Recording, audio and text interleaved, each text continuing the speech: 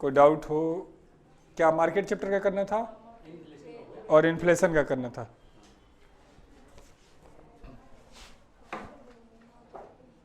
पहले मार्केट पढ़ा थे, पहले इन्फ्लेशन? पहले मार्केट।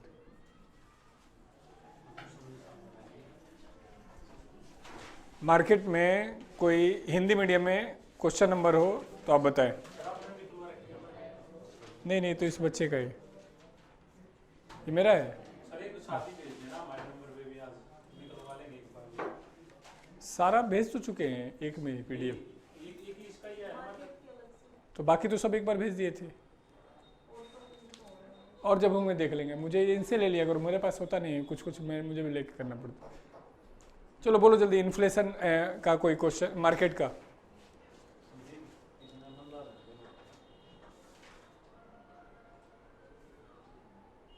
बाजार टॉपिक का कोई क्वेश्चन हो तो बताओ। इसमें निशान लगा है।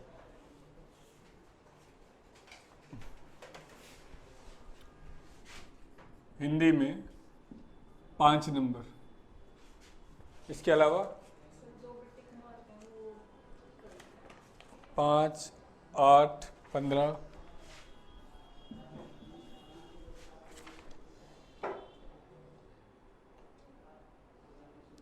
दो बार 15 है क्या? दूसरा 15 भी, 17,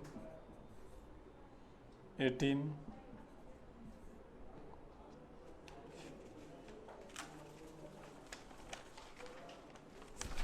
20, 20, 23, 24, 25, 32। इंग्लिश मीडियम है Hindi medium?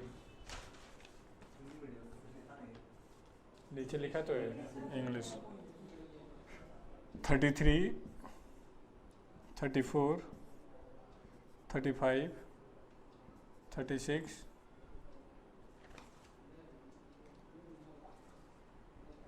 41, 42।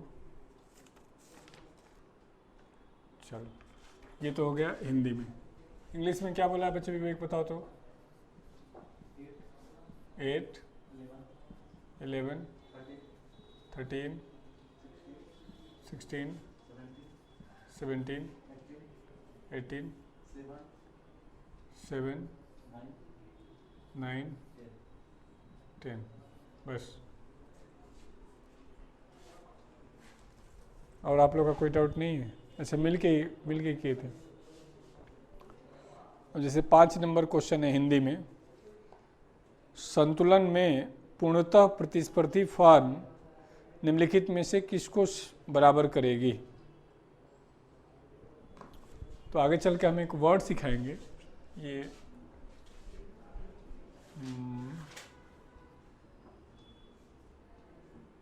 Condition of no profit no loss. एक ऐसी स्थिति जहाँ ना ही प्रॉफिट हो ना ही लॉस हो, उसको हम कहते हैं ब्रेक इवन पॉइंट, संतुलन बिंदु। ये जब हम कॉस्ट और रेवेन्यू पढ़ाएंगे तो वहाँ पे आएगा। तो ऑप्शन में देखेंगे, थर्ड ऑप्शन है कि जहाँ मार्जिनल लाभ, marginal cost is equal to marginal revenue.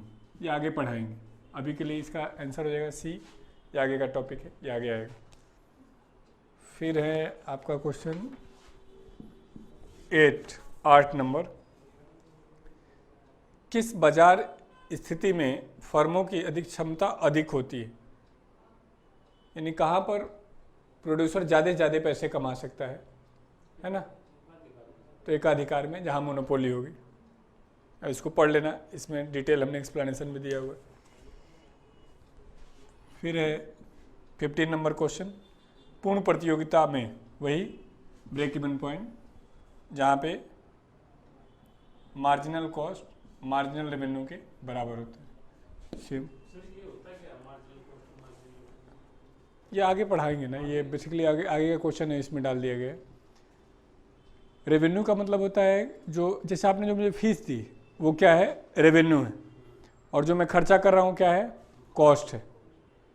तो जो किसी को रेवेन्यू मिलता है तो दो चीज़ों पे डिपेंड करता है, एक तो होता है कॉस्ट और प्रॉफिट। 100 रुपये दिया आपने, तो हमने देखा कि 90 रुपये हमारा कॉस्ट है, तो 10 रुपये हमें प्रॉफिट मिलना चाहिए। लेकिन एक ऐसी स्थिति जहाँ ना ही प्रॉफिट हो ना ही लॉस हो, तो कौन सी स्थिति होगी, जहाँ रेवेन्यू और कॉस्ट बराबर हो जाए? नहीं, तो इस कंडीशन को हम क्या कहेंगे, ब्रेक इवन। जितना आ रहा है उतना ही खर्चा हो जा रहा है। आगे हम सिखाएंगे कि कुछ ऐसा होता है, कंपनी का जो दौर होता है ऐसे कॉस्ट बढ़ता है और रेवेन्यू ऐसे होता है। तो ये वाला जो स्थिति होता है ये होता है लॉस। फिर धीरे धीरे एक समय आता है जब नो प्रॉफिट नो लॉस आ जाता है, और फिर उसके बाद कंपनी को प्रॉफिट मिलता है। तो यही कंपनी ये टाइम नहीं निकाल पाती है। जो कंपनी ये टाइम निकाल जाती है उसकी बात बनने लगती है। हम लोगों ने भी काफ़ी दिन तक यही चीज़ सफ़र किया था, फेस किया था। अभी लगभग ब्रेक इवन पॉइंट पे रहते हैं। फिर इसके बाद कंपनी आगे पीछे मुड़ के नहीं देखती।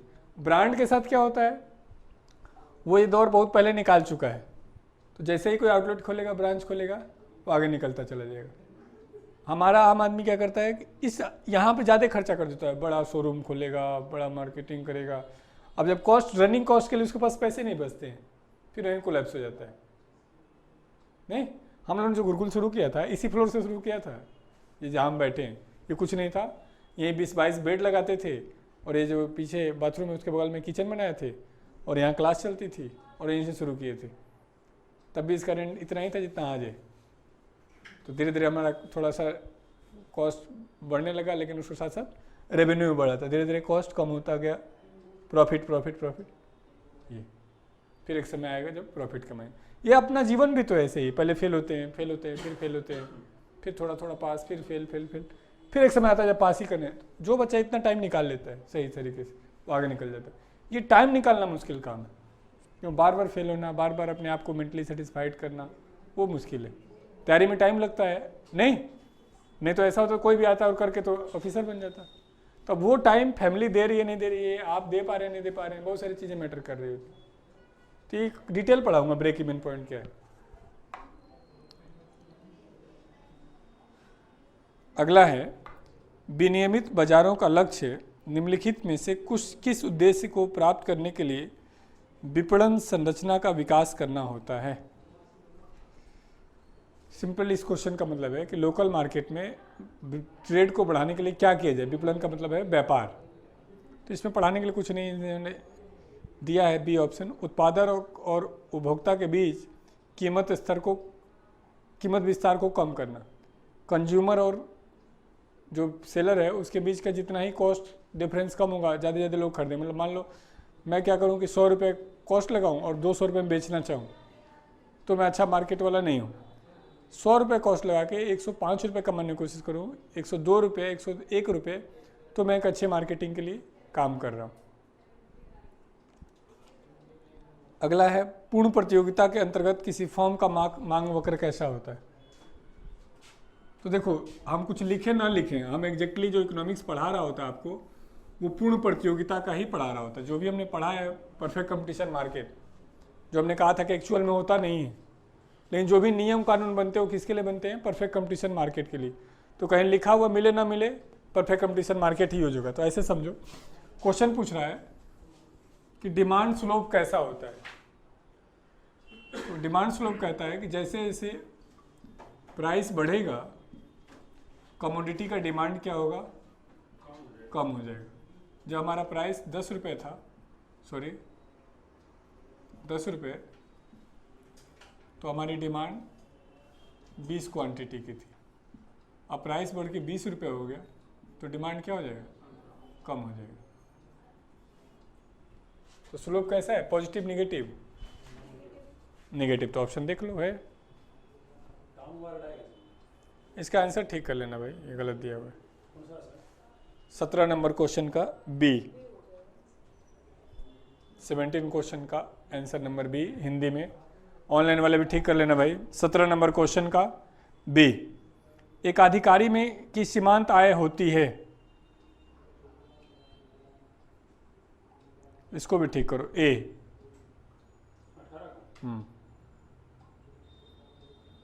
18 का ए। सीमांत आय का मतलब क्या होता है वो सीख लो, बार बार आ रहा है, आगे और पढ़ेंगे। मार्जिनल वर्ड जो होता है, सीमांत शब्द जो है,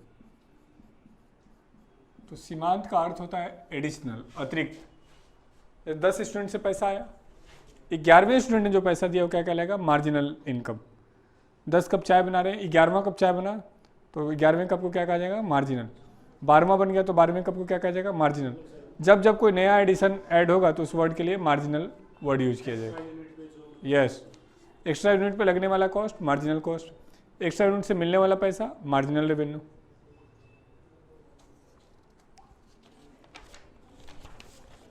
बीस नंबर क्वेश्चन, एक अधिकार शक्ति की मात्रा को मापना होता है फॉर, गलत टाइपिंग है यार, ये भी इसके आगे चैप्टर ही लिख लो, रेवेन्यू, ये आगे पढ़ाएंगे, आगम चैप्टर का है। 20 नंबर क्वेश्चन, अभी ये बताएंगे तो फिर समझ में आएगा नहीं। जैसे 21 नंबर क्वेश्चन आपने नहीं पूछा, लेकिन ये भी कॉस्ट चैप्टर का है। अगला पूछ रहे हैं किसके अंतर्गत बिक्री लागत नहीं होती? बिक्री लागत का मतलब हमने सिखाया था आपको, एडवर्टीजमेंट कॉस्ट। तो किस मार्केट में एडवर्टीजमेंट कॉस्ट नहीं होगा? जिस मार्केट में बायर को मार्केट की पूरी नॉलेज होगी। तो पूर्ण प्रतियोगिता में बायर को पूरी नॉलेज होती है, तो इसलिए वहां पे कोई एडिशनल कॉस्ट नहीं होगा। बाजार असफल कब होते हैं? तो हमने कहा था बाजार तब असफल होंगे जब मार्केट में सप्लाई डिमांड से ज़्यादा हो जाएगी। तो अब ऐसा तो ऑप्शन है नहीं, अब ऑप्शन के हिसाब से देखो, आप बताना दिमाग लगा के। कोई मार्केट फेल कब होगा, असफल कब होगा, ये बताना है आपको। ऑप्शन है जब वे समस्त उपभोक्ताओं और उत्पादकों के अधिशेष को बराबर कर देते, मतलब जो प्रोड्यूसर है और जो कंज्यूमर है उनका डिमांड, एक बार बोल दो कि भाई ये वो नहीं है, मतलब डिस्कशन रूम नहीं बनाओ, 6 बजे के बाद घर चले जाया करो।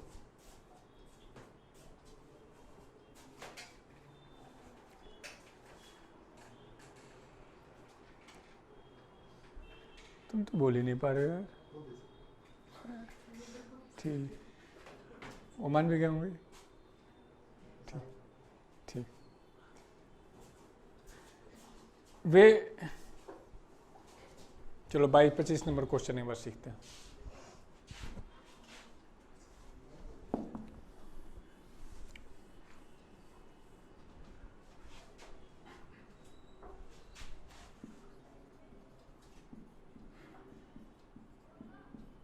अधिशेष, सरप्लस।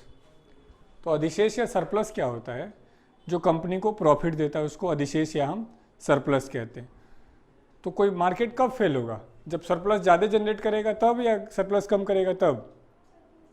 सरप्लस कम करेगा तब।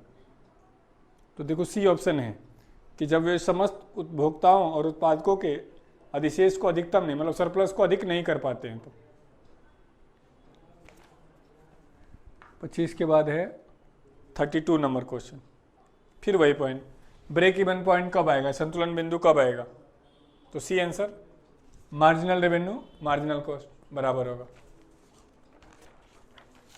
33 क्वेश्चन, बाजारों के अत्यांतिक रूप कौन से हैं? सबसे अधिक मार्केट, ये क्वेश्चन भी गलत है, इसका भी ठीक कर लो। 33 नंबर, इसका कर लो बी, बी आंसर कर लो। 33 क्वेश्चन का बी हिंदी में। 34, मूल्य और उत्पाद किससे भिन्न बाजार ढांचे में निर्धारक तत्व है? चलो, कौन सा मार्केट ऐसा है जहां पर मार्केट स्ट्रक्चर मेन होता है। तो हमने ये कहा था कि कौन सा मार्केट है जहाँ मार्केट को बायर को पूरी नॉलेज होती है, तो परफेक्ट कंपटीशन, यानी कौन सा जगह है जहाँ पे बायर मार्केट के स्ट्रक्चर के हिसाब से प्रभावित हो रहा होता है। फिर उन्होंने सारा टाइप एक ऐसे लिखो, मूल्य और उत्पाद किसके भिन्न बाजार ढांचे में निर्धारक तत्व होते हैं। हाँ ठीक है, मूल्य और उत्पाद, ठीक है ठीक है ठीक है, किसके भिन्न।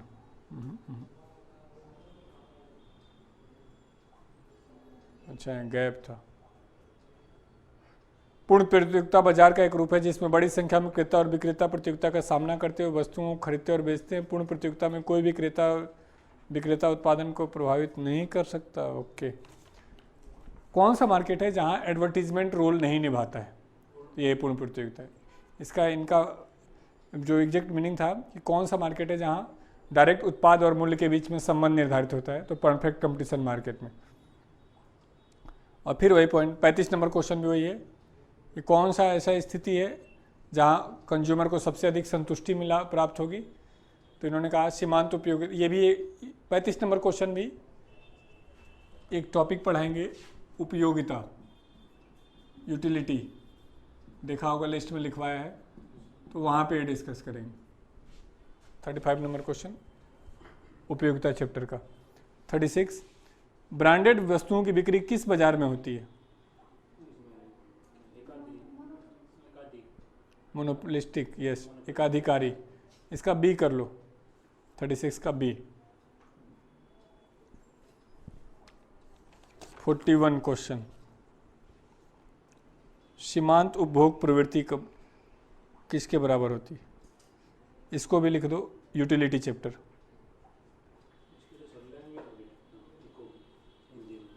कोई बात नहीं है, इंग्लिश में देख लिया करो, वहाँ तो इंग्लिश रहेगा। और अब तो हम तो आपको दोनों मैटर दे ही रहे हैं। 42 मुक्त बाजार अर्थव्यवस्था की विशेषता क्या है? फ्री मार्केट में फायदे में कौन होगा, कंज्यूमर या सेलर? फ्री, जहाँ एंट्री एग्जिट फ्री हो, कोई बाउंडेशन ना हो, कंज्यूमर। इंग्लिश वाला है भाई मैटर मार्केट चैप्टर का,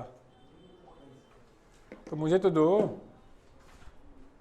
तुम्हारे पास भी नहीं है, पीडीएफ है किसी के पास देना बच्चे इंग्लिश में?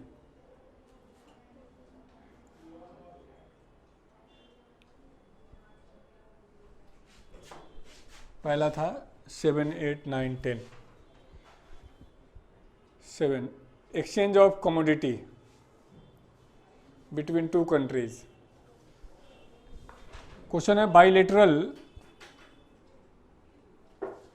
ट्रेड क्या होता है? तो ये बच्चे एक नया चैप्टर है, बैलेंस ऑफ पेमेंट, उस चैप्टर का एक क्वेश्चन है। वैसे नहीं भी जानते तो भी कोई दिक्कत नहीं है। दो देशों के बीच व्यापार किया जाएगा, उसको क्या कहा जाएगा? बाइलेटरल ट्रेड, द्विपक्षीय व्यापार। 8वां है selling cost is not included. किस मार्केट में सेलिंग कॉस्ट नहीं होगा, अतिरिक्त लागत नहीं होगा? बताओ, सेलिंग कॉस्ट क्या होता है? Advertisement cost. तो किस मार्केट में नहीं होगा? जहां बायर को नॉलेज होगी। तो कहां बायर को नॉलेज होगी? परफेक्ट कंपटीशन मार्केट में। 9 नंबर क्वेश्चन हवाला। हवाला क्या होता है? तो आप में से किसी ने किसी दिन पूछा भी था शायद। हाँ, एक देश से दूसरे देश में इलीगल तरीके से पैसे का ट्रांसफर होता है तो उसको हवाला कहते हैं। मैंने एक बिहार का एग्जांपल दिया भी था आपको। Yes. 10 the theory of monopolistic competition was given by.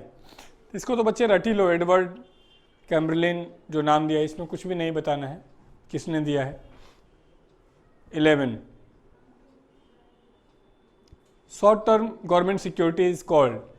ये अभी के लिए ले लो आंसर, इसका ट्रेजरी बिल कहते हैं, लेकिन ये आगे हम एक शेयर मार्केट पढ़ाएंगे तो वहाँ पे आएगा ये। आप अपने उसमें शेयर मार्केट लिख सकते हैं। 13 which market forms allow free entry and exit of firms. तो फ्री एग्जिट और एंट्री किस में होगी? परफेक्ट कंपटीशन में और मोनोपोलिस्टिक में। ये आंसर हो जाएगा, ये गलत दिया हुआ है। 13 नंबर क्वेश्चन इंग्लिश मीडियम ए। और 16, 17, 18 16 number question, king demand curve क्या होता है या किस मार्केट में होता है? तो अभी के लिए इसको आप ओलिगोपोली रख लो, ये जब डिमांड सप्लाई पढ़ाऊंगा तो वहाँ पे आ जाएगा ये। और 17, in which market structure is demand curve of market, in which market structure is the demand curve of market represented by demand curve और फॉर्म। हाँ, किस मार्केट में डिमांड फॉर्म पर डिपेंड करता है? तो हमने कहा था मोनोपोली में वो सिंगल ही होता है, तो वही अपने हिसाब से डिमांड को डिसाइड करता है। और the most distinguish feature of oligopoly, oligopoly की सबसे मेन विशेषता क्या है? Number of form, interdependence. तो ये आंसर ठीक दिया है, इंटरडिपेंडेंस। ओलिगोपोली में क्या होता है? सारे फॉर्म आपस में मिल करके कार्टेल बना लेते हैं, और कार्टेल बनाने की घटना को हम क्या कहते हैं? इंटरडिपेंडेंसी। कोई भी प्राइस खुद से डिसाइड नहीं कर रहा होता। तो आज के लिए सिर्फ एक ही चैप्टर रखो, फिर अगले क्लास में इन्फ्लेशन कर देंगे, क्योंकि बैंक कभी वैसे भी खत्म होगा नहीं। सभी लोग क्वेश्चन कर नहीं रहे हैं भाई, इसीलिए सबका क्वेश्चन नहीं, ऑनलाइन में तो शायद कर ही नहीं रहे। आपने जो क्वेश्चन पूछा था वो भी बस यूं ही आपने पूछा है, मतलब उसमें कोई कॉन्सेप्ट नहीं था, आपने मन में आया और आपने एज इट इज थोड़ा थोड़ा क्वेश्चन का नाम ले लिया। लाइन से कर लीजिए सारे क्वेश्चन। चलो, मार्केट में हमने, बैंक में हमने कहाँ तक कहा था? फंक्शन ऑफ आरबीआई, आरबीआई के कार्य करने हैं, और आरबीआई के कार्य में दूसरा कार्य है monetary policy issued by RBI, मौद्रिक नीति आरबीआई के द्वारा जारी की जाती है। Monetary policy issued by RBI, मौद्रिक नीति आरबीआई के द्वारा जारी की जाती है। विवेक, ये चार्जिंग में लगवाओ तो एक बार। मॉनेटरी पॉलिसी होती क्या है? तो लिखिए, monetary policy is the part of financial policy. मौद्रिक नीति वित्तीय नीति का अंग है। Is the part of financial policy, वित्तीय नीति का अंग है।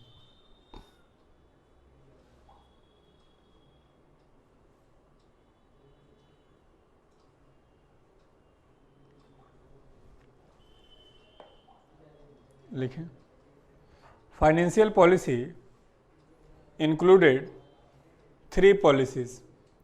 वित्तीय नीति में 3 नीतियां शामिल हैं। इंक्लूडेड 3 पॉलिसीज, 3 नीतियां शामिल हैं। पहला,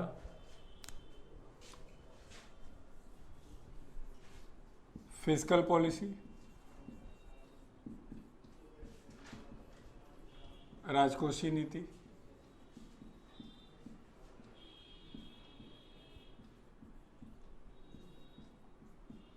ट्रेड पॉलिसी, व्यापार नीति।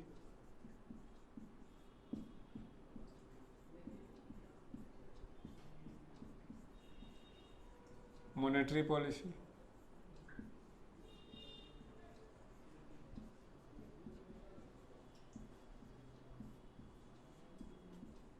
मौद्रिक नीति। पहला लिखो, फिस्कल पॉलिसी, व्यापार नीति और मौद्रिक नीति, मॉनेटरी पॉलिसी। पहला, कई बार एग्जाम में ये भी आता है, मॉनेटरी फाइनेंशियल पॉलिसी में कौन कौन सी पॉलिसी नहीं या कौन सी पॉलिसी नहीं, कोई चौथा नाम दे दिया कि सेविंग पॉलिसी, एक्सपेंडिचर पॉलिसी, ऐसा कुछ भी। पहला लिखिए, फिस्कल पॉलिसी, राजकोषीय नीति।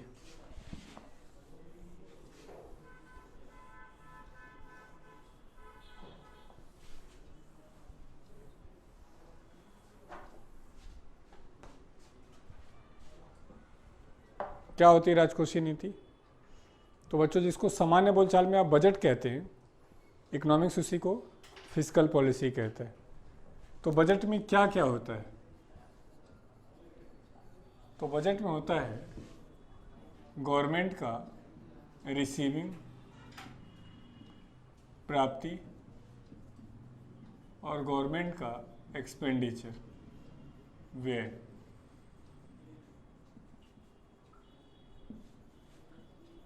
प्राप्ति में होता है टैक्स, प्राप्ति में होता है फी, प्राप्ति में होता है फाइन, प्राप्ति में होता है लोन। तो ऐसी पॉलिसी जिसमें गवर्नमेंट की रिसीविंग को रखा जाता है और ऐसी पॉलिसी जिसमें गवर्नमेंट के एक्सपेंडिचर को रखा जाता है, उस पॉलिसी का नाम क्या है बच्चों? Fiscal policy. तो लिख डालो, fiscal policy is related with राजकोषीय नीति में सरकार के प्राप्ति एवं व्यय को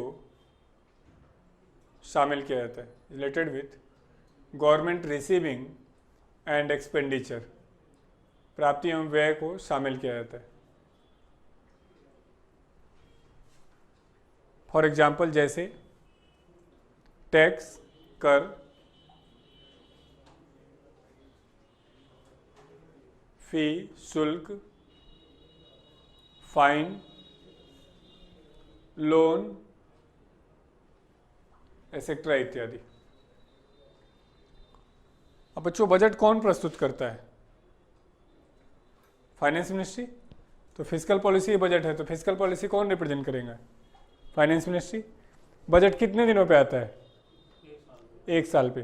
तो बजट ही फिस्कल पॉलिसी, तो फिस्कल पॉलिसी कितने दिन पे आएगा? एक साल पे। तो लिखो, fiscal policy represented by ministry of finance. राजकोषीय नीति वित्त मंत्रालय के द्वारा प्रस्तुत किया जाता है। Represented by ministry of finance, वित्त मंत्रालय के द्वारा प्रस्तुत किया जाता है।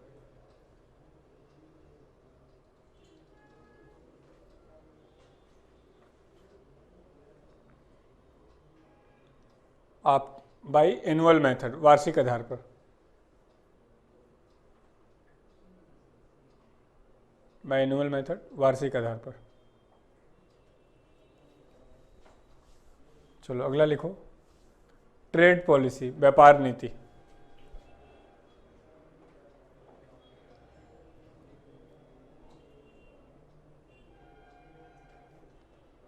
ट्रेड में क्या है? तो हम एक ऐसी पॉलिसी जिसमें देश एक्सपोर्ट और इंपोर्ट को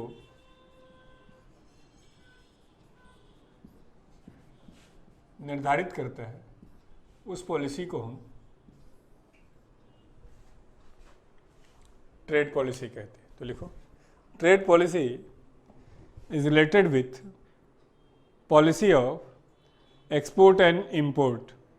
व्यापार नीति में आयात निर्यात की नीति को शामिल किया जाता है। Policy of export and import, आयात निर्यात की नीति को शामिल किया जाता है।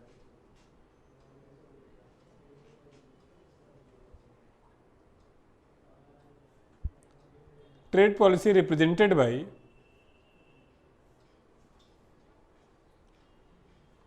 व्यापार नीति ट्रेड एंड कॉमर्स मिनिस्ट्री के द्वारा प्रस्तुत किया जाता है। Represented by trade and commerce ministry, व्यापार नीति वाणिज्य एवं व्यापार मंत्रालय के द्वारा प्रस्तुत किया जाता है। ट्रेड एंड कॉमर्स मिनिस्ट्री, वाणिज्य एवं व्यापार मंत्रालय के द्वारा प्रस्तुत किया जाता है। Trade and commerce ministry. After every 5 year, प्रत्येक 5 सालों पर। आफ्टर एवरी 5 ईयर, प्रत्येक 5 सालों पर।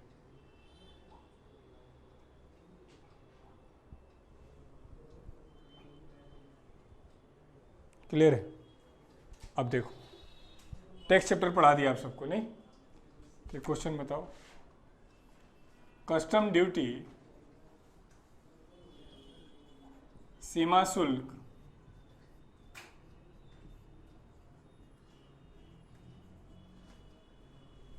किस नीति का अंग है?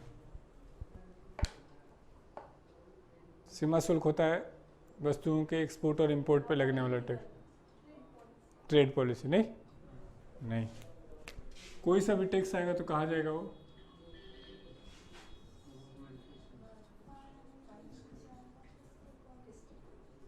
तो ये भी तो टैक्स ही है। ये जानबूझ के तुमको कंफ्यूज करने के लिए पूछ रहे हैं। पहले एक क्वेश्चन यूपीएससी में पूछा गया, अब आजकल एसएससी में पूछा जा रहा है सेम क्वेश्चन। क्लियर है? चलो अगला लिखो, मॉनेटरी पॉलिसी, मौद्रिक नीति।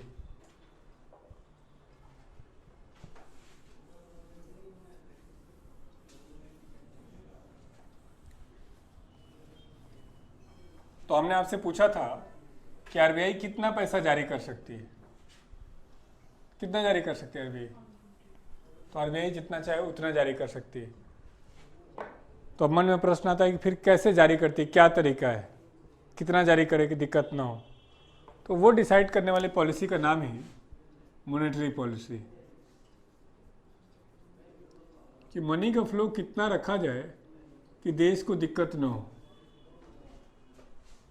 क्लियर है? तो लिखो, monetary policy is related with supply of money in market. मौद्रिक नीति में बाजार में मुद्रा की आपूर्ति को निर्धारित किया जाता है। Is related with supply of money in market. मुद्रा के आपूर्ति को निर्धारित किया जाता है। Supply of money in market, बाजार में मुद्रा के आपूर्ति को निर्धारित किया जाता है।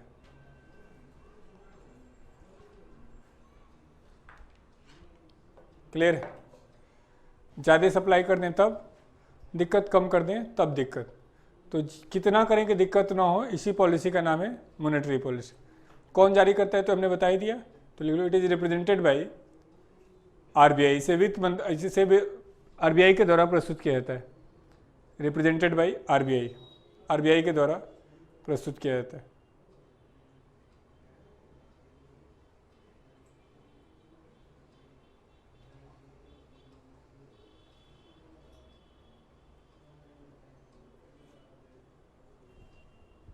बाई कितने कितने दिनों पर? तो लिखो by monthly method.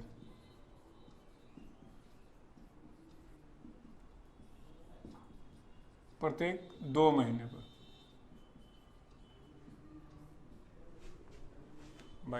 By monthly method, प्रत्येक 2 महीने पर। क्लियर है?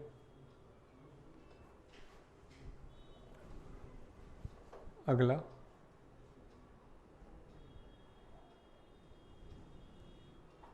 कैसे काम करती मॉनेटरी पॉलिसी? नहीं, तो लिखो, monetary policy divide in 2 factors. मौद्रिक कारकों को, मौद्रिक नीति को 2 कारकों में बांटते हैं। 2 फैक्टर्स, 2 कारकों में बांटते हैं। पहला, क्वांटिटेटिव फैक्टर्स, मात्रात्मक कारक,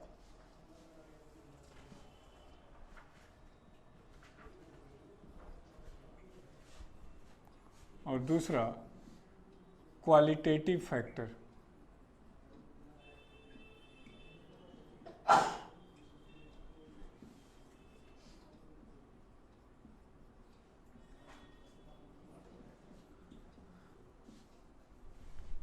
मात्रात्मक कारक और गुणात्मक कारक। Quantitative factor and qualitative factor.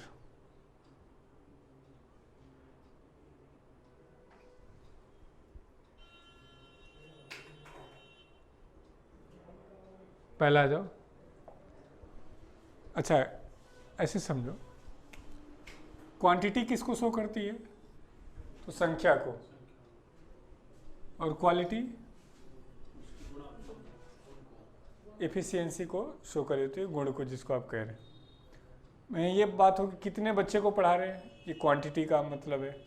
किस तरीके से पढ़ा रहे हैं, ये क्वालिटी का मैटर है। तो आरबीआई को क्या करना है कि मॉनेटरी पॉलिसी के तहत, सिंपल मतलब क्या है, मनी के फ्लो को डिसाइड करना है, मुद्रा के प्रवाह को। अब आरबीआई क्या करे कि सीधे मनी के अमाउंट को कम या अधिक कर दे, तो ये किसका एग्जाम्पल होगा? क्वांटिटेटिव का। अब मान लो मात्रा तो उतना ही हो, लिखना मत, लेकिन हम क्या कर दें, हाउसिंग लोन के लिए अलग रेट डिसाइड करने लगे, एजुकेशन लोन के लिए अलग, व्हीकल लोन के लिए अलग, और कौन सा लोन? पर्सनल लोन के लिए अलग। नहीं, अब हम चाह रहे हैं कि अब हाउसिंग सेक्टर डाउन हुआ है तो हाउसिंग सेक्टर के लिए लोन का रेट कम कर दिया जाए। तो ये किसका एग्जाम्पल होगा? क्वालिटेटिव का। तो क्या मतलब है इसका? तो लिखो क्वालिटेटिव फैक्टर्स, गुणात्मक कारक।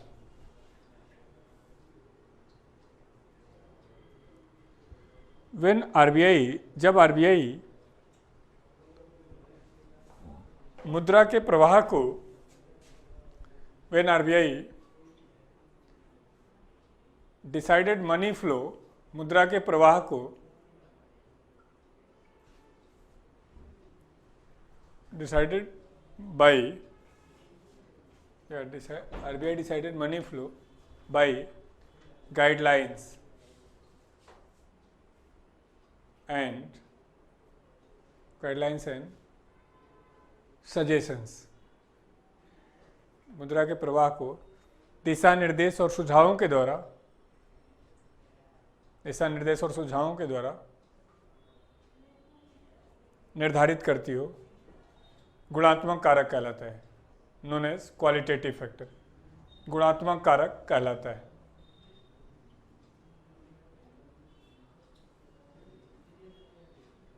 जैसे for example moral control policy, नैतिक नियंत्रण विधि, मोरल कंट्रोल पॉलिसी, नैतिक नियंत्रण विधि। जैसे मान लो आप सुनते थे कि पहले ऐड आता था कि आइए और 2000 रुपये में नैनो लेके जाइए, सुना था? सुना? 2000 रुपये में नैनो, 0 अमाउंट में बाइक, सुना होगा ना? अब आता है ऐसा कोई ऐड? अब नहीं आता है। अब क्या आता है? आइए और आसान शर्तों पे कार लेके जाइए। तो ऐसा क्या हुआ? मान लो हुआ कि 2000 में नैनो ले जाइए, 2000 तो सबके पास है, तो मम्मी पापा भाई बहन सभी पहुंच गए कि ये पीली वाली नैनो दे देना, ये 2000 ले लो, जल्दी से दे दो, हमें जाना है। उनका बैठो, दे रहे हैं, पानी उन्हें पियो। फिर आए, वहाँ बैठे के बताया कि देखिए आपकी गाड़ी ऑन रोड आ सके इसके लिए इसको रजिस्ट्रेशन कराना हो, तो इसके लिए 32,000 रुपये लगेगा, और इसमें कुछ एसेसरीज लगानी होंगी जो बेसिक हैं, वो 6,000 रुपये का लगेगा, और कुछ प्रोसेसिंग फ़ीस है जो 8,000 रुपये है, और वो 2,000 रुपये दे दीजिए जो इसकी पहले ही हमने आपसे डिमांड की थी। अब मम्मी पापा को, पापा भाई को, भाई बहन को एक दूसरे को देख रहे हैं, ये तो गलत हो गया। पापा ने दिमाग लगाया कि वो जो हम कलर ढूंढ रहे हैं ना, वो कलर है नहीं। कोई बात नहीं, आप कलर बताइए, हम मंगा देंगे। नहीं, वो कलर दिमाग में आ नहीं रहा है। अब बेटा लेट गया नैनो के आगे कि नैनो जाएगी या तो मैं जाऊंगा। अब पापा हर किसी को फ़ोन करके कि पैसे की ज़रूरत है, नैनो चाहिए, किसी ने मदद नहीं करी। तो यहाँ किसने मजाक किया है, नैनो वालों ने या बेटे ने? क्यों बेटे ने शाम को किसी को वादा किया था कि नैनो में घुमाएंगे। किसकी गलती है यहाँ? हाँ, 2000 वाले की जो उसने भरोसा कर लिया, क्योंकि स्टार लगा देते थे। तो ये एक क्वालिटेटिव, तो आरबीआई ने गाइडलाइन दिया कि नहीं, ऐसा आप कोई कंफ्यूजिंग ऐड नहीं डालेंगे। तो ये एक प्रकार का मोरल कंट्रोल। ऐसे कई सारे suggestions time to time RBI, हाँ, उन्होंने कहा कि आसान शर्तों पे लिखिए, टर्म्स एंड कंडीशन लिखने के बजाय आप लोगों को कंफ्यूज मत करिए। अब हर जगह आप स्टार नहीं लगता है, अब लगभग उसी लैंग्वेज को यूज करते हैं कि आइए, पहले तो कहा 2000 में ले जाइए, अब कहा आइए आसान शर्तों पे ले जाइए, तो इसमें कोई गलत नहीं है। तो ये दिक्कत है। हम आपको इंस्पेक्टर बना देंगे लेकिन कुछ शर्त है, और शर्त इतनी मुश्किल है कि आप डर जाएंगे। तो ये बातें, जैसे हम लोग, मैं अपना एक्सपीरियंस देखता हूँ, जब हम लोग के पास किसी बच्चे का कॉल आता है कि हम एडमिशन लेना चाहते हैं, तो हम पहले उसको निगेटिव बात बताते हैं कि रह पाओगे, बिना मोबाइल के रह लोगे, इतने घंटे पढ़ लोगे, सवेरे 5 बजे जग जाओगे, 11 बजे तक टारगेट होगा, कर पाओगे। तो 90% हमें लगता है कि वो डर ही जाता है कि ऐसा थोड़ी ना होता है। उसी का दूसरा रूप क्या है कि बेटा कुछ नहीं, सुबह 5 बजे जगना है और थोड़ा सा मेहनत करना है, और 11 बजे तक हम लोग आप मिल के मेहनत करेंगे, तो फिर आपके पास एक नौकरी से हो जाएगी। और थोड़ी बहुत दिक्कत आती है लेकिन कोई नहीं है, सब बच्चे तो कर ही रहे हैं। बातें वही हैं, तरीके बदल गए। तो आरबीआई यही करती है कि आप तरीके से बात करें। पहले हम लोग ज़्यादा डरा देते थे, तुमसे भी साथ बात हुई तो ऐसे ही हुआ होगा। तो हम चाहते हैं कि नहीं, पहले तुम आओ तो भागो नहीं, इसलिए पहले तुमसे हाँ करवा लें, क्योंकि दिक्कत तो हो गई। अब तुम पता नहीं कैसे पैसे वैसे इकट्ठे करके आ रहे हो और हम झूठ हाँ आना, जैसे कई बार कॉल आते सर पक्का गारंटी सिलेक्शन हो जाएगा। मैं पागल हो गया, गारंटी सिलेक्शन हो जाएगा? आज तक तेरे 70% नंबर आए 10वीं में? नहीं सर 50-55 तो आए हैं। तो फिर उतना ही करिए, उम्मीद करो भाई। फिर उसको बताते हैं कि गारंटी नहीं हो सकती। तो ये सब किस में आएगा? मोरल कंट्रोल में। क्या हम आपसे ज़्यादा कुछ कह नहीं रहे हैं, लेकिन हम आपको सजेशन दे रहे हैं आरबीआई कि ये काम करिए, ताकि मार्केट भी सुरक्षित रहेगा, लोग भी सुरक्षित रहेंगे। अगला लिखो, मोरल कंट्रोल के बाद डायरेक्ट एक्शन मेथड, प्रत्यक्ष कार्यवाही विधि। दूसरा example, direct action method.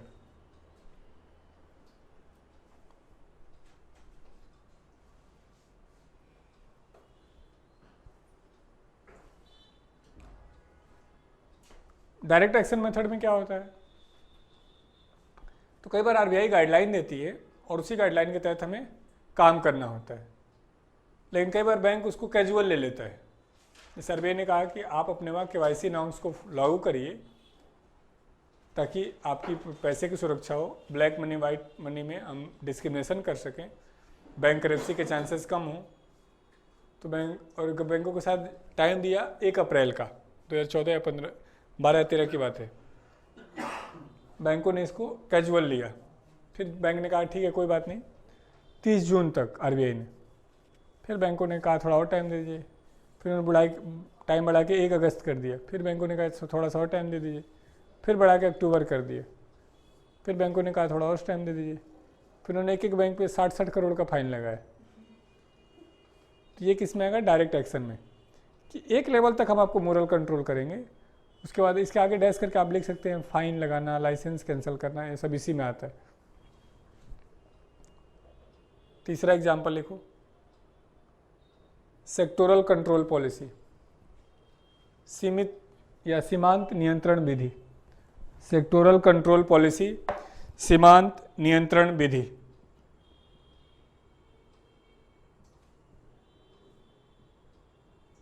Sectoral सीमांत नियंत्रण विधि।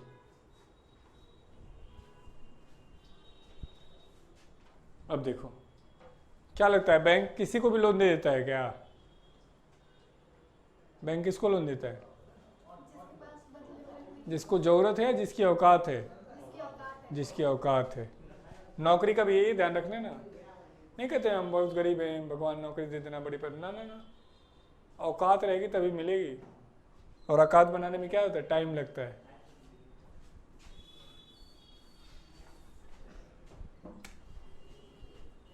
अब हमने कहा कि आप 10 लाख लोन लेना चाहते हैं तो 30 लाख की सिक्योरिटी रखिए।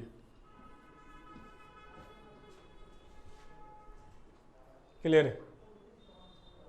अब और ये हमने कहा है हाउसिंग सेक्टर में, मान लो कहा, या हमने किसी एक सेक्टर में कह दिया।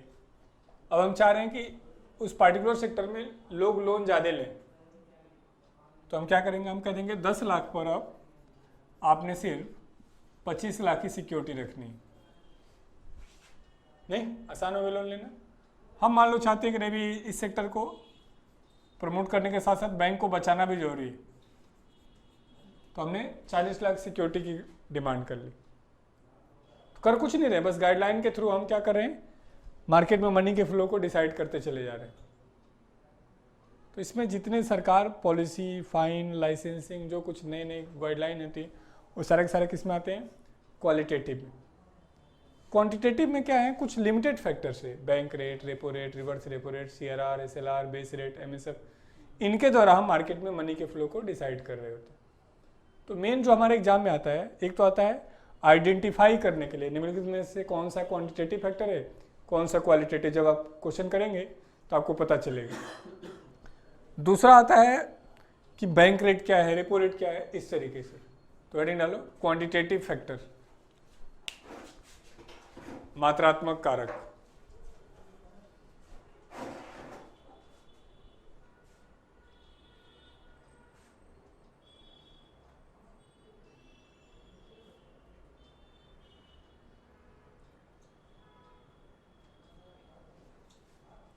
When RBI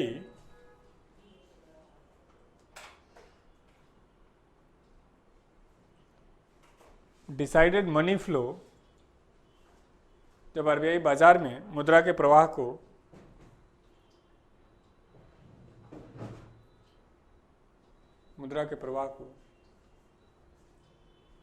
निम्नलिखित कारकों से निर्धारित करती हो, डिसाइडेड बाय दीज फैक्टर्स, निम्नलिखित कारकों से निर्धारित करती हो, मात्रात्मक कारक कहलाता है, नोन एज क्वांटिटेटिव फैक्टर, मात्रात्मक कारक कहलाता है।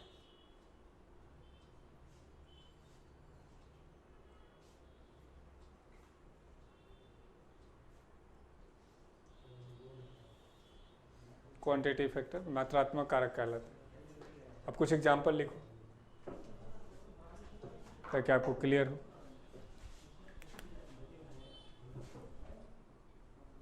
Bank rate,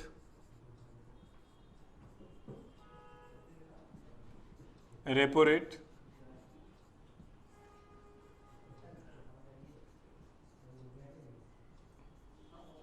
reverse repo rate, MSF, marginal, standing, facility rate, CRR, cash, reserve ratio, नकद आरक्षित अनुपात।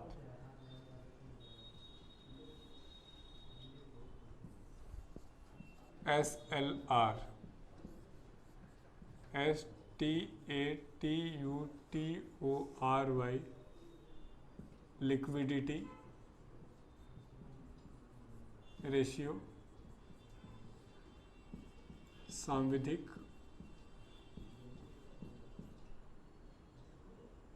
तरलता अनुपात।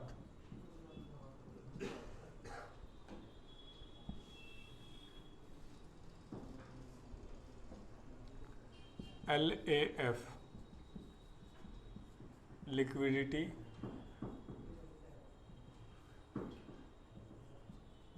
एडजस्टमेंट फैसिलिटी,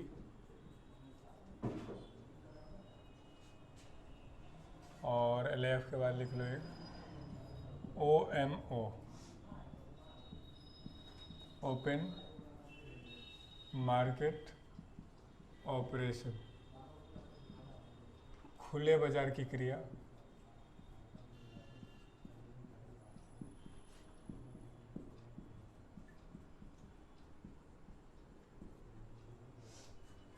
अगला OMO के बाद आ जाओ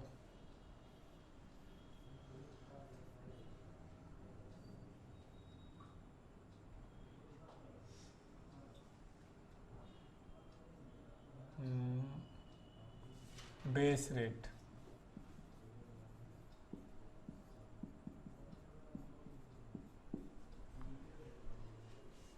बेस दर। तो एक तो ये आपको एग्जाम में पहचानने के लिए मिल जाएगा कौन सा क्वांटिटेटिव अकाउंट्स है क्वालिटेटिव, तो क्वांटिटेटिव में लगभग इतने ही है। क्वालिटेटिव में जो भी गवर्नमेंट की गाइडलाइंस आती है आरबीआई के थ्रू, वो सारा का सारा क्वालिटेटिव में आता है।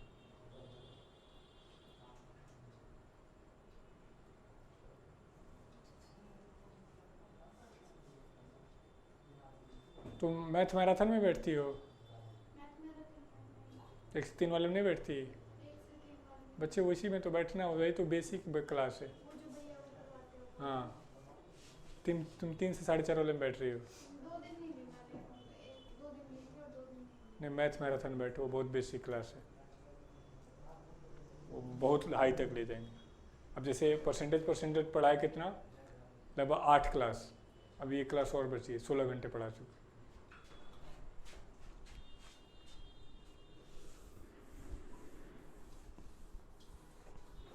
और वोकैब देख रही हो तू?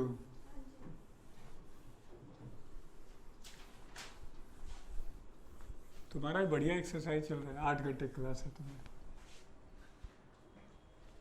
उसको एक वाली सर ये वाली कर लेती है, ठीक है। तुम्हारा तो बहुत सस्ता पड़ जाता है। वहाँ सर मैं ये लगा लो, सुबह 6 बजे तैयार होने में लगती हूँ, 2 बज जाते हैं आने जाने में सारा। नहीं, तैयार होने में ज़्यादा टाइम नहीं लगेगा। नहीं सर, पता है सुबह उठते हैं तो नंबर भी लगाना पड़ता है। अच्छा, ओके। 7:30 बजे क्लास, फिर 12:30 बजे छुट्टी, आने जाने में आधा घंटा। उतना तो आदमी को पैदल चलना चाहिए। मेरे जैसा आदमी तो नहीं कर सकते, नहीं तुम्हारे जैसा आदमी तो चलना चाहिए पैदल। सर ये बातें बोलने में अच्छी लगती है, थकान भी होती है। कैसे थकान हो जाएगी? थकान हो रही है, इसका सिंपल सा मतलब है कि आपके सपने आपके पास से दूर हो रहे हैं। मतलब मैं अपनी तारीफ नहीं कर रहा हूँ, हम अभी रात को 12 बजे पहुँचेंगे, फिर 6-7 बजे निकल जाते। उतना हम स्टूडेंट लाइफ में मेहनत किए तो कहाँ से कहाँ पहुँच गए होते। तो मेहनत तो करना पड़ेगा, और ये भी ध्यान रख लेना, मरने से पहले सुकून मिलने वाला है नहीं।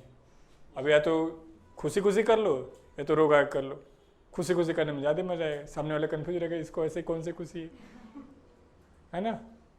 और नहीं तो रोते रहो सबके सामने, तो कोई जो घर वाले वो भी कहेंगे पागल बना रखी है ये। बैंक रेट और मुखर्जी नगर बहुत बड़ा सर्कस है भाई। अभी तुमको देखना है कि तुमको शेर बन के वहाँ रहना है या गिदड़ बन के ऐसे ऐसे घूमते रहना। हाँ, 2-2.5 लाख महीने में बच्चे उतर रहे हैं, सिलेक्शन 200 भी नहीं हो रहा है। तो कुछ तो ऐसा हो रहा है, वो तो भीड़ जिधर भाग रही भागे जा रहे हैं। नहीं, या तो इस बच्चे के जैसे मेहनती बन जाओ कि सर आप 12 घंटे पढ़े, मैं 12 घंटे पढ़ूँगी। तुम वहाँ करो यहाँ करो, बराबर हो जाएगा। 5-6 महीने ढंग से करो। सर पता है क्या होता है, फिर वहाँ वाले यहाँ पे अगर क्लास करते ना, फिर वो वाला काम नहीं होता। नहीं समझे, क्लास ज़्यादा नहीं करना है, जो जरूरत हो वही करना है। देखो वो बच्चे ने कुछ पूछा है, देखना लास्ट में।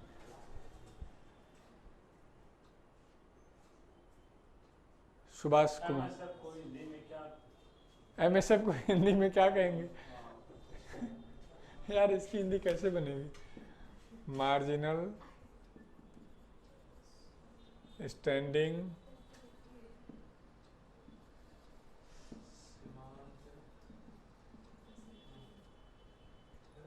अरे इसको ऐसे ही लिख लो यार, मार्जिनल का सीमांत, स्टैंडिंग को खड़ा, ऐसे तो होगा नहीं। बच्चे इंग्लिश में रहने दो यार, या किसी के पास गूगल ट्रांसलेटर हो ना तो उसका मिल जाएगा MSF की हिंदी। करना एक बार गूगल ट्रांसलेटर में मार्जिनल स्टैंडिंग फैसिलिटी रेट। तो तक मैं बैंक रेट सिखाता हूँ। और हमने सीखा है कि देश में मनी बनाता कौन है? RBI। अब RBI जो पैसा बनाते हैं वो हम तक आप तक कैसे पहुंचाते हैं? क्या मार्केट में खड़े करके लाइन लगा के बांट देते हैं? नहीं, बैंक को देते हैं, और बैंक सीमांत स्थायी सुविधा।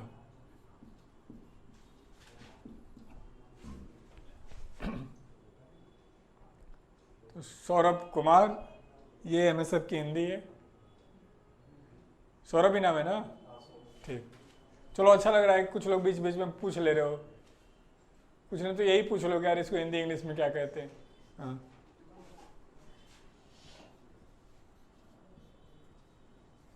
ये तो गनीमत है तुम लोग बैठे हुए, नहीं तो कैमरे में पढ़ा ही नहीं पाता। टाइम खत्म हो रहा है, आज लेट से शुरू हुई थी ना क्लास, दिक्कत ही। मैं कल भी कोशिश करूंगा क्योंकि एक दिन छुट्टी रही है इस वीक में। अब हमने कहा कि आरबीआई अपना मनी बैंक के थ्रू हम तक अब तक भेजते हैं। ऐसा तो नहीं सुना ना कि 1 तारीख को मार्केट में खड़े करके मैं बांट रहे हूँ, ऐसा तो है नहीं, बैंक के थ्रू। तो जब पब्लिक बैंक को पैसा देती है तो बैंक पब्लिक से कुछ ले रहा होता है, तो जो ले रहा होता है उसका नाम है इंटरेस्ट रेट, ब्याज दर। और बैंक से आरबीआई कुछ ले रहा होता है, उसका नाम है बैंक रेट, बैंक दर। नहीं, अब सोच के देखो, लिखना नहीं है। आरबीआई बैंक रेट बढ़ा दे तो बैंक अपना इंटरेस्ट रेट क्या करेगा, बढ़ा देगा। तो मार्केट में मनी का फ्लो क्या होगा, कम हो जाएगा।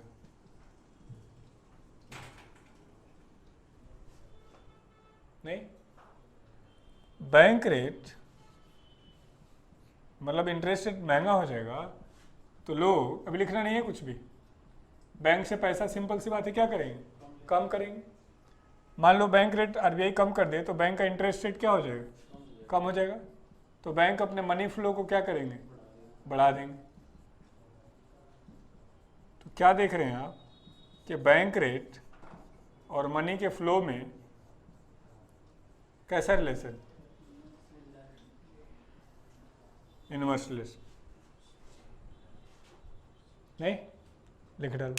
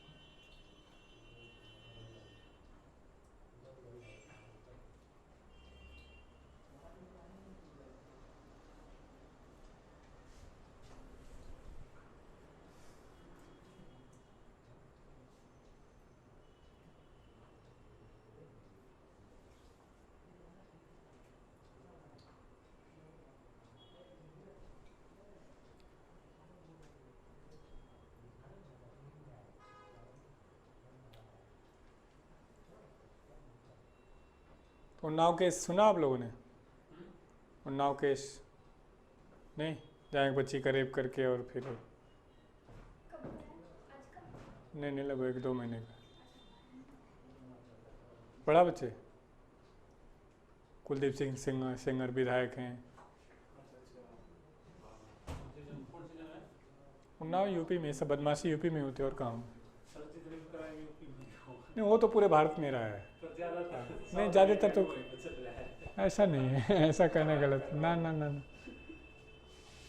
अब मेरे साथ कोई घटना हो मैं ना बताऊं तो ऐसा थोड़ी नहीं है कि मेरे साथ गलत नहीं हुआ। ये बात पूरे इंडिया में हुई, जिसको मौका मिल जाए। अब जैसे इस बच्चे से फीस ले लिया गया, इसको दोबारा पढ़ना पड़ा, तो भी क्राइम है।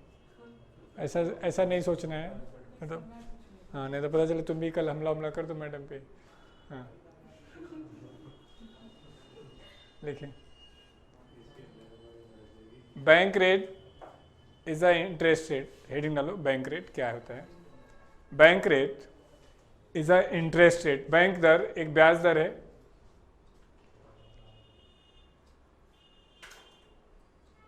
Which is paid by bank to the RBI, या बैंक के द्वारा आरबीआई को दिया जाता है। Paid by bank to the RBI, bank के द्वारा आरबीआई को दिया जाता है।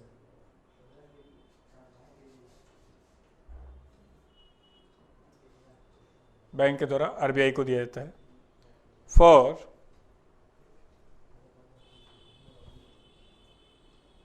या फॉर हटा दो, क्लियर है। अब लिखो प्रेजेंट बैंक रेट इज 6%, वर्तमान बैंक दर 6% है। प्रेजेंट बैंक रेट इज 6%, वर्तमान बैंक दर 6% है।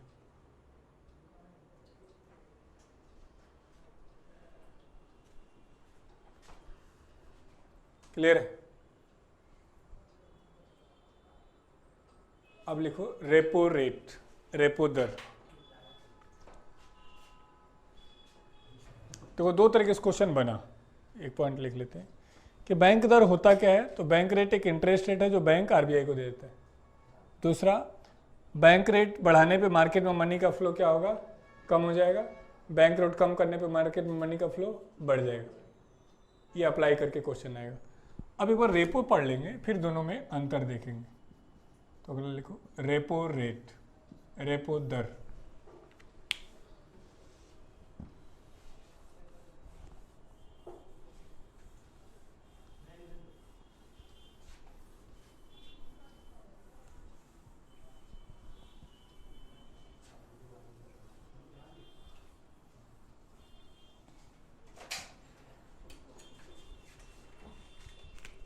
Repo rate is a repurchasing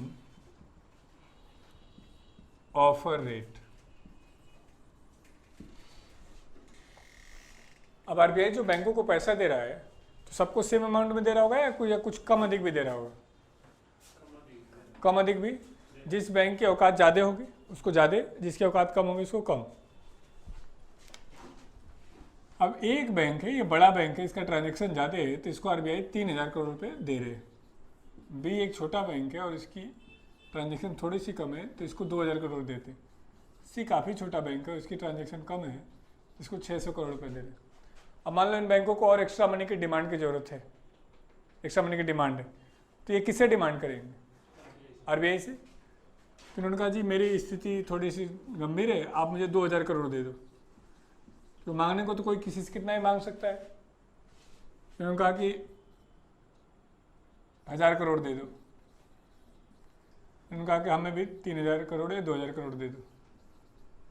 तो क्या आरबीआई से जो जितना मांगेंगे आरबीआई दे देगा क्या? नहीं, हम तभी देंगे जब आपकी औकात होगी। अब लिखना मत अभी कुछ भी। तो आरबीआई ने बैंक को जो एक्स्ट्रा डिमांड है उस पर मनी दिया है। नहीं तो आरबीआई कह रहा है ठीक है दे तो देंगे, लेकिन इसके बदले में कुछ गारंटी दो।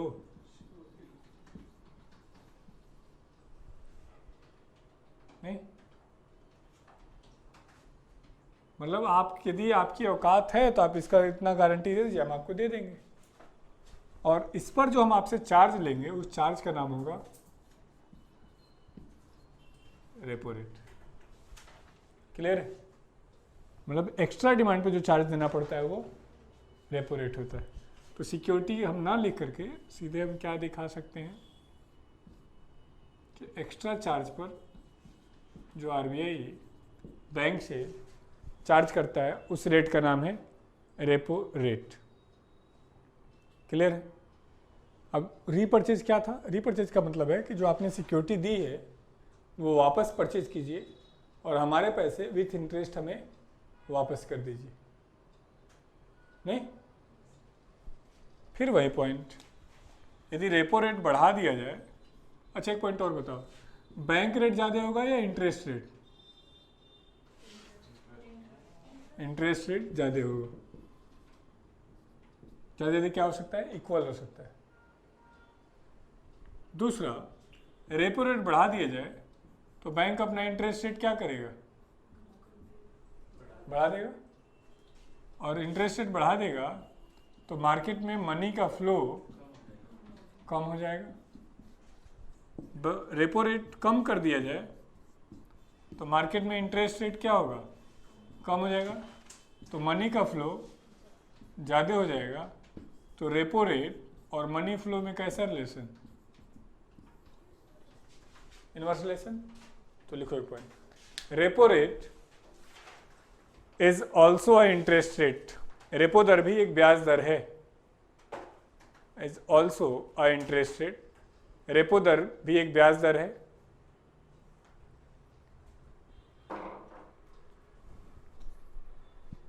which is paid by bank to the RBI, या बैंक के द्वारा आरबीआई को दिया जाता है, paid by bank to the RBI for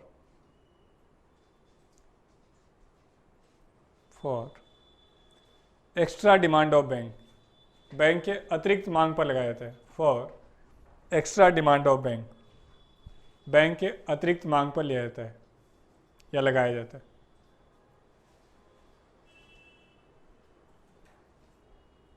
it is provided up to 91 days, यह 91 दिनों तक के लिए प्रदान किया जाता है,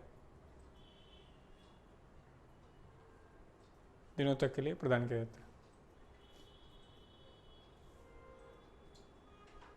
मैंने ये नहीं कि आपने मांग लिया तो लंबे समय तक के लिए, ज़्यादा से ज़्यादा 91 दिन तक के लिए हम आपको ये देंगे।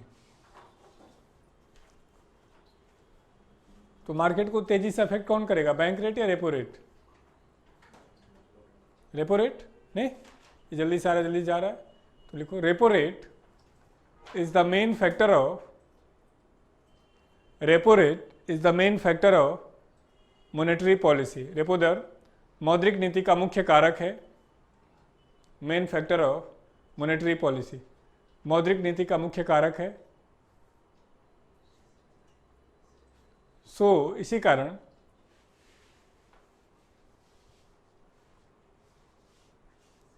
It is also known as, इसी कारण इसे नोन एज पॉलिसी रेट, इसी कारण इसे पॉलिसी दर भी कहते हैं।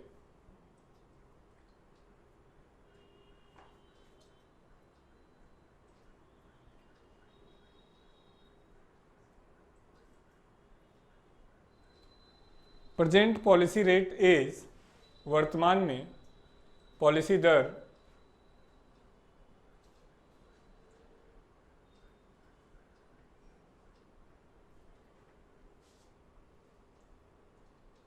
या प्रेजेंट रेपो रेट इज, वर्तमान में रेपो दर 5.75% है।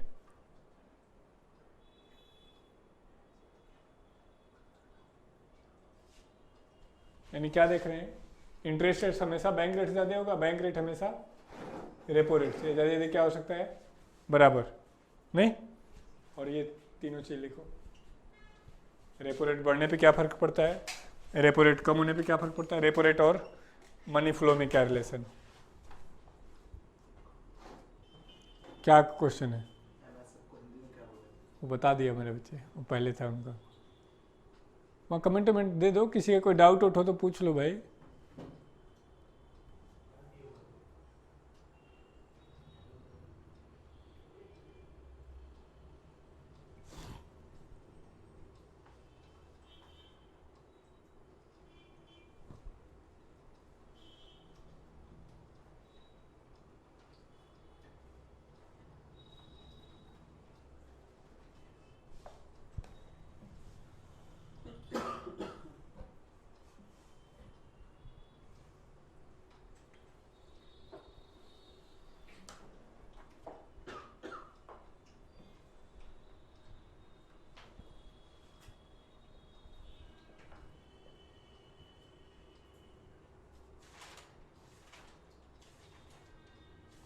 क्लियर है?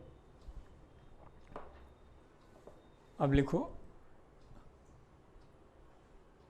लिखो मत। तो बैंक रेट और रेपो रेट में अंतर समझ में आया? रेपो रेट एक्स्ट्रा डिमांड के लिए, रेपो रेट शॉर्ट टर्म के लिए, बैंक रेट आगे बताऊंगा कितने दिन के लिए, बैंक रेट सामान्य दर पे दिया जाता है। ये लिख लेना, interest rate is always greater than bank rate और equal to, bank rate is always greater than repo rate और इक्वल टू। 364 दिनों के लिए आगे बताएंगे।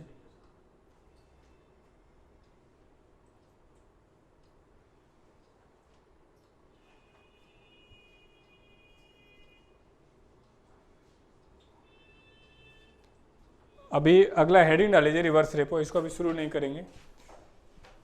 99% कल हम क्लास देंगे, वीक में 3 तो टारगेट पूरा करना। यदि कल दे रहे हैं तो आप कल इन्फ्लेशन वाले क्वेश्चन को करके लाइए। ऑनलाइन वाले भाई तुम लोग भी करो, नहीं रहे हो, जुड़ में टाइम खराब ही कर रहे हो एक तरीके से। आगे चलो तो कुछ पूछ लो ना, 2-4 मिनट टाइम बचा है। ऑनलाइन वाले तुम लोग कुछ पूछना है तो पूछ लो, कोई फालतू सा बकवास है क्वेश्चन हो, टाइम पास का ही हो। हम पूछ लें, आप बता देंगे। तो आप मुझे बताइए 3 तलाक जो बिल है वो कौन से अधिनियम के तहत पास हुआ है? ट्रिपल तलाक का बिल राष्ट्रपति ने साइन कर दिया, तो क्या अंतर आया? ये संविधान के किस अनुच्छेद से संबंधित है?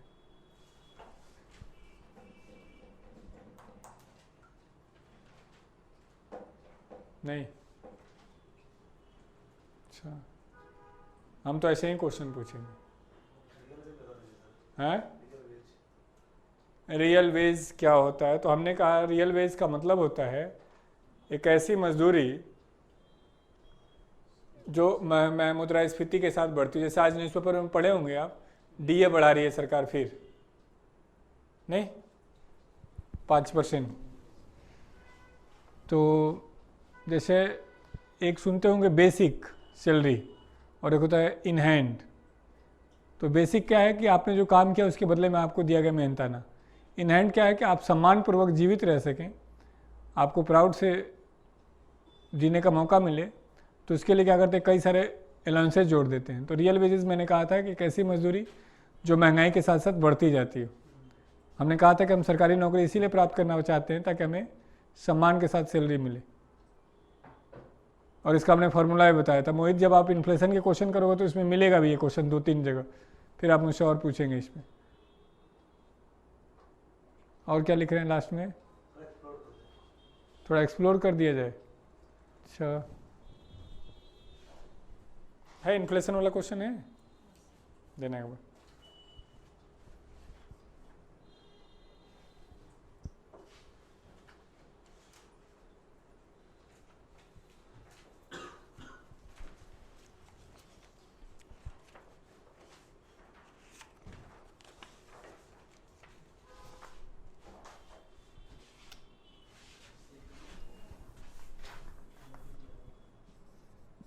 हमने कहा था रियल वेजेस का मतलब है जो वेजेस है उसको प्राइस लेवल के हिसाब से बढ़ाया जाए।